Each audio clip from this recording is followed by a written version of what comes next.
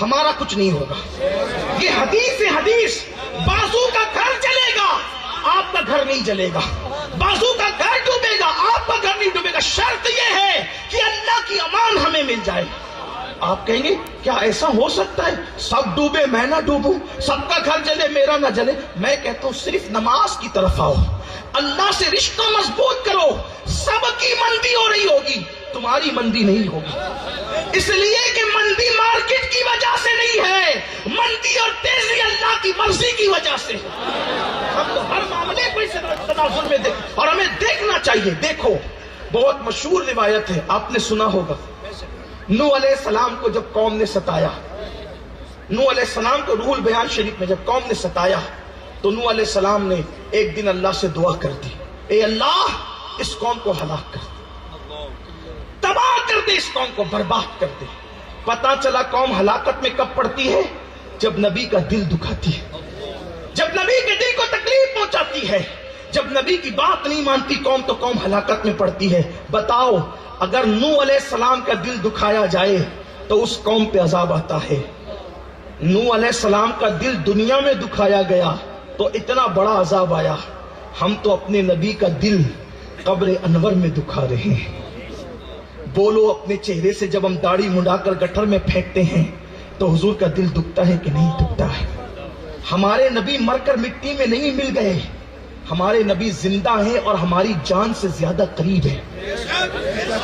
سی C T V کیمرے اتنا catch نہیں کرتے، اتنا نہیں دیکھتے جتنا مصطفیٰ جان رحمت کی نگاہیں دیکھتے. سبحان اللہ سبحان اللہ. اس لیے کہ سی سی ٹی وی کیمروں کو اپنے جیسے انسان نے بنایا ہے جو کبھی غلطی کرتے، کبھی خطا کرتے، کبھی دکھاتے ہیں، اور مصطفیٰ جان رحمت کی آنکھوں کو دست قدرت نے بنایا فل بنایا ہے. حضور کی نگاہوں سے کسی کا فعل نہیں چھپتا. اگر زنا کے اڈوں پہ جا رہے ہو تو حضور کی نگاہیں دیکھ رہی ہے. اگر شراب کے اڈوں پہ جا رہے ہو حضور کی نگاہیں دیکھ رہی ہے. اگر اپنی بیویوں پہ ظلم کر رہے ہو حضور کی نگاہیں دیکھ رہی ہے. اپنے بچوں پہ ظلم کر رہے ہو حضور کی نگاہیں دیکھ رہی ہے. اپنے موبائل کے اندر آوارگی اور عیاشیاں کر رہے ہو حضور کی نگاہیں دیکھ رہی ہے. مت دکھاؤ مت دکھاؤ مصطفیٰ جان رحمت کا دل. جو قبر انور میں باپ کا دل دکھائے وہ نبی کی شفاعت سے محروم ہو جاتا ہے. جو قبر انور میں ماں کا دل دکھائے وہ رحمتوں سے محروم ہو جاتا ہے. جو نبی کی قبر پاک میں حضور کا دل دکھائے، حضور کے دل کو تکلیف پہنچائے، ان پر رحمتیں کیسے برسے گی؟ اے میری قوم کے جوانوں، تباہی کے لیے سامان ہم کر رہے ہیں، تباہی کے اسباب ہم فراہم کر رہے ہیں. خدا کے لیے اپنے حال پہ رحم کرو ورنہ تمہاری داستان تک بھی نہ ہوگی داستانوں میں. اللہ نے ہمیں رحمتوں کے لیے پیدا کیا، ہمیں امامت کے لیے پیدا کیا، ہمیں قیادت کے لیے پیدا کیا، ہمیں سیادت کے لیے پیدا کیا، ہمیں عروج و سربلندی کے لیے پیدا کیا. ہم بربادی کے لیے نہیں آئے تھے دنیا میں، لیکن نبی پاک کا دل دکھا رہے ہیں اس لیے تباہی آ رہی ہے، بربادی آ رہی ہے، بچے غدار ہو رہے ہیں، بیوی نافرمان ہو رہی ہے، ماحول جو ہے وہ ہمارے خلاف ہو رہا ہے. آؤ آؤ کچھ کرو. میں بہت دیر تک آپ کو امتحان میں نہیں رکھوں گا، جلدی سے غریب نواز کا وہ پورا ملفوظ پڑھ کر اپنی گفتگو مکمل کروں گا، لیکن آپ کی میں توجہ چاہتا ہوں. اللہ اکبر. تو عرض کر رہا تھا کہ نوح علیہ السلام نے دعا کی اللہ اس قوم کو ہلاک کر دے. اللہ نے کہا ٹھیک ہے اے نوح ہم طوفان لائیں گے، اور عالمی طوفان ہے، پوری دنیا میں پانی آئے گا، آسمان سے برسے گا، زمین سے نکلے گا، حتیٰ کہ چولہے میں جو تندور جلتا ہے، آگ جلتی، اس سے بھی ہم پانی نکالیں گے. پانی ہی پانی ہوگا. میرا اللہ اگر پانی نکالنا چاہے تو آگ سے بھی نکالتا ہے. اللہ کے عذاب دینے کے انداز بھی بڑے نرالے ہیں. مت سوچنا کہ کوئی بچا لے گا. قدرت جب کسی کو عذاب دینے کا فیصلہ کر لے تو دنیا کی کوئی طاقت نہیں بچا سکتی. اس لیے کچھ کوشش کرو بچنے کی. اللہ کی پناہ طلب کرو، اللہ کی بارگاہ میں پناہ طلب کرو، اپنے گناہوں سے معافی طلب کرو، اللہ کو راضی کرنے کی کوشش کرو. بلکہ میں تو لوگوں سے کہتا ہوں سب کو منانا مشکل ہے، سب سے آسان اگر کسی کو منانا ہے تو اللہ کو منانا ہے. اللہ کو منانا سب سے زیادہ آسان ہے. کیوں؟ کیونکہ اللہ ہم سے جتنا پیار کرتا ہے اتنا ہم سے کوئی پیار نہیں کرتا. کم سے کم یہ تو خیال کرو، اس کا تو اندازہ کرو. تو نوح علیہ السلام سے اللہ نے کہا ہم پانی برسائیں گے، پانی نکالیں گے، پتھروں سے، زمین سے، آسمان سے پانی برسے گا، لیکن تم نے کرنا ہے کہ تم کشتی بناؤ، تم نے کشتی بنانا ہے۔ نوح علیہ السلام نے کہا ٹھیک ہے۔ دنیا میں سب سے پہلے کشتی بنانے والی ذات نوح علیہ السلام کی۔ المختصر آپ نے کشتی بنانی شروع کی۔ کشتی بنانی شروع کی تو چونکہ آپ تختے لگا رہے تھے، جس کو دیکھو آگے پوچھتا کیا کر رہے ہیں، آپ کہتے کشتی بنا رہے ہیں۔ یہ کشتی کیا ہوتی ہے؟ کیونکہ ابھی تک کشتی بنی نہیں تھی، پہلی بار کشتی کا نام سنا۔ کشتی کیا کرے گی؟ کہ یہ پانی میں تیرے گی۔ کہا پینے کو پانی نہیں ہے لوگوں کے پاس، یہ تمہاری کشتی کیسے تیرے گی؟ آپ سب کو جواب دیتے رہتے۔ ایسے میں ایک بوڑھی عورت نوح علیہ السلام کے پاس آئی، آنے کے بعد کہنے لگی اے نوح کیا کر رہے ہو؟ فرمایا بڑی بھی کشتی بنا رہے ہیں۔ کہ یہ کشتی کیا ہوگی؟ کہا کہ جو لوگوں نے اللہ اور اس کے رسول کی نافرمانی کی ان پہ عذاب آئے گا، اور جب عذاب آئے گا تو پانی خوب برسے گا، پانی زمین سے بھی نکلے گا، اور ہم لوگوں کو جو ہم پہ ایمان لائے کشتی میں سوار کر کے لے کر جائیں گے۔ تو جو کشتی میں آئے گا وہ محفوظ رہے گا، باقی سب ڈوب جائیں گے۔ بڑی بھی نے کہا اچھا حضرت آپ کو یاد ہے نا کہ میں بھی آپ پہ ایمان لائی ہوں؟ کہا ہاں ہمیں بالکل یاد ہے کہ آپ بھی ایمان لائیے۔ آپ مجھے لیں گے نا؟ ہاں بالکل لیں گے، جب طوفان آئے گا تو ہم تمہیں لے لیں گے۔ اچھا ٹھیک ہے۔ گئی، تھوڑی دیر کے بعد پھر بن گئی کشتی، چلنا ہے۔ بوڑھی عورت تھی، بوڑھوں کی عادت ہوتی ایک بار کو 50 بار دہرانے کی، بار بار ایک ہی بات ریپیٹ کرتے ہیں وہ۔ تو سرکار نوح علیہ السلام نے کہا نہیں مائی ابھی کشتی نہیں بنی، بنے گی، ٹائم ہوگا تو بنے گی۔ اچھا ٹھیک ہے۔ پھر گئی، پھر آئی، بن گئی کشتی۔ بار ایک سوال کیا، نوح علیہ السلام کو جلال آ گیا، آپ ناراض ہو گئے اس پہ، یہ بار کیوں ستاتی ہے، میرے کام میں دخل دیتی ہے، ابھی نہیں بنی کشتی، جاؤ۔ وہ بڑی نے کہا جی حضور اچھا، میں اس روایت کو اپنے الفاظ کے جامع میں خلاصے کے طور پہ پیش کر رہا ہوں۔ جی حضور اچھا میں چلتی ہوں۔ وہ بوڑھی گئی، اللہ نے نوح سے کہا اے نوح صرف 82 لوگ ہیں کم و بیش جو تجھ پہ ایمان لائے، غریب ہے، بوڑھی ہے، لیکن لائی تو تجھ پر دل سے ایمان ہے۔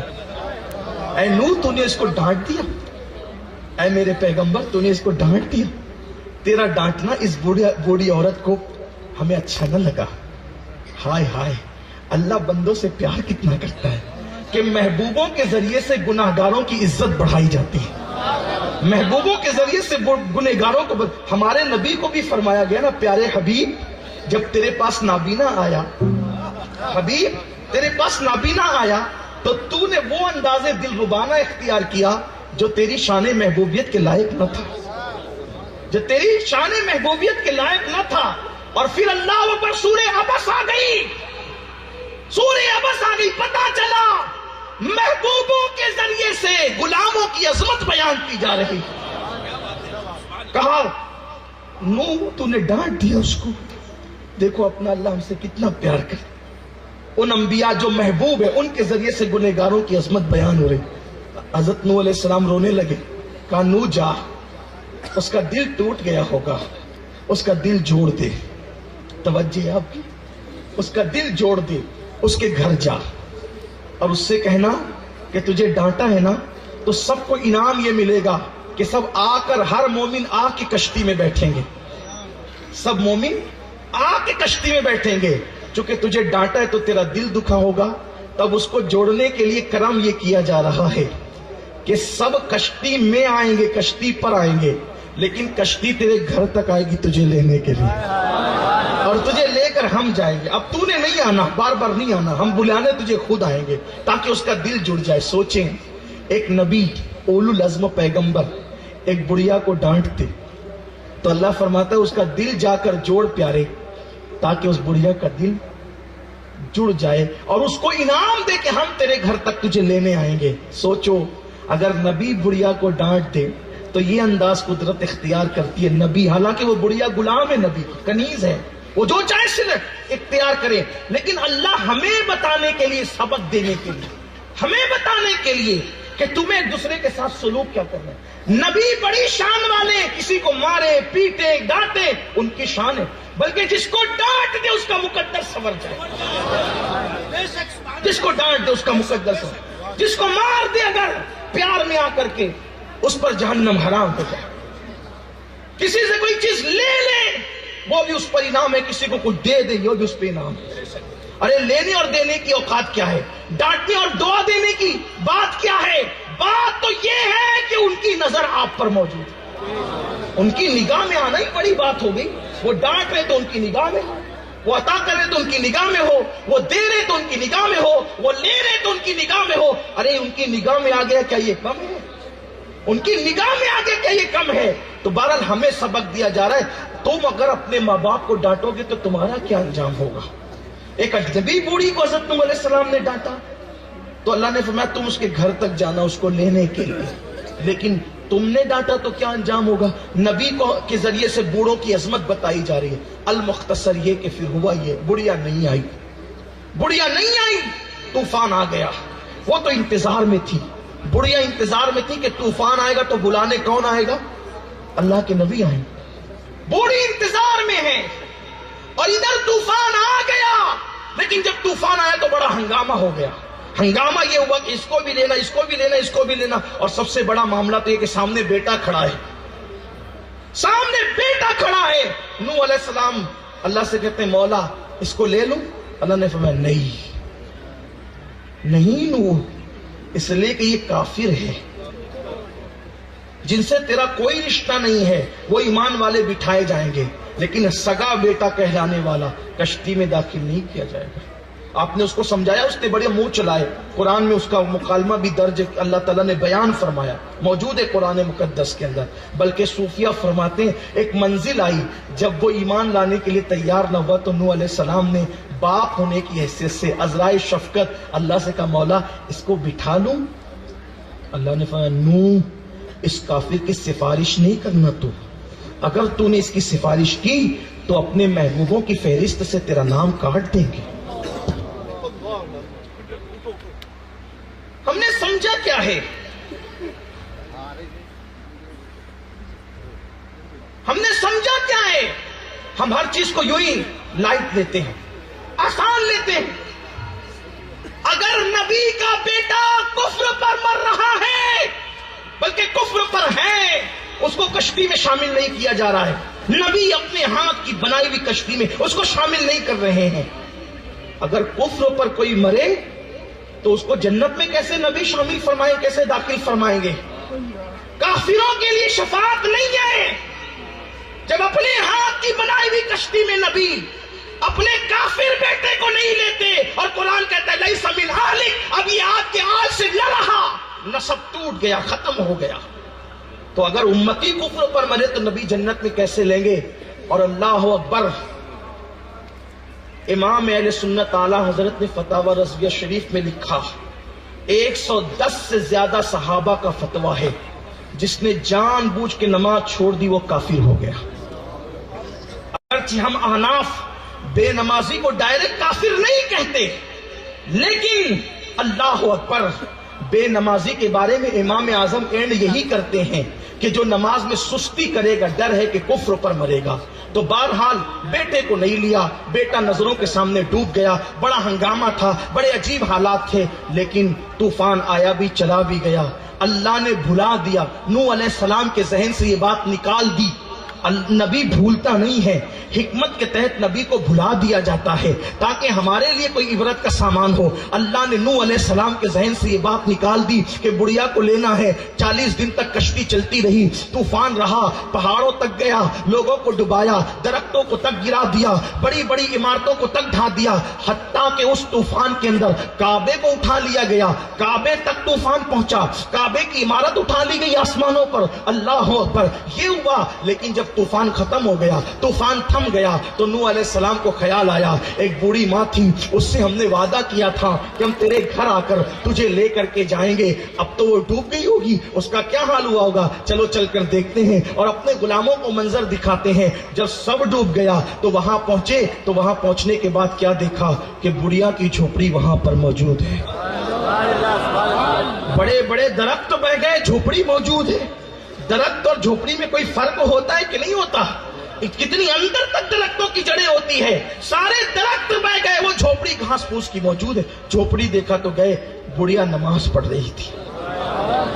بڑھیا نماز پڑھ رہی تھی، آپ نے سلام کیا، اس نے نماز مکمل کی اور نماز پوری کی. تو حضور چلنا ہے، آ گیا طوفان، طوفان آ گیا، چلنا ہے. مسکرا کے کہا بڑی بھی، وہ تو طوفان آ کر چلا بھی گیا، سب ڈوب گئے، مگر نماز میں جس نے سر سجدے میں رکھ دیا تھا اللہ نے اس کی جھوپڑی کو بھی ڈوبنے سے محفوظ رکھا. سبحان اللہ سبحان. پتا چلا، بتایا جا رہا ہے نادانو، عالمی عذاب آ جائے گا، لیکن اگر تمہاری پیشانیاں سجدوں میں رہی، جب اللہ نے نوح علیہ السلام کی اس کنیز کو بچا لیا نماز کی برکت سے، تو مصطفیٰ جان رحمت کے غلاموں کو کیوں نہیں بچایا جائے گا؟ بس بات اتنی ہے، ہم سجدوں کو لازم پکڑیں، بڑی برکت ہے نماز کی، اور نماز چھوڑ دو گے تو تباہی تباہی ہے. دوسری بات آگے بھی پڑھنا ہے مجھے، وہ پورا ملفوظ مختصر کر کے مکمل کرنا ہے.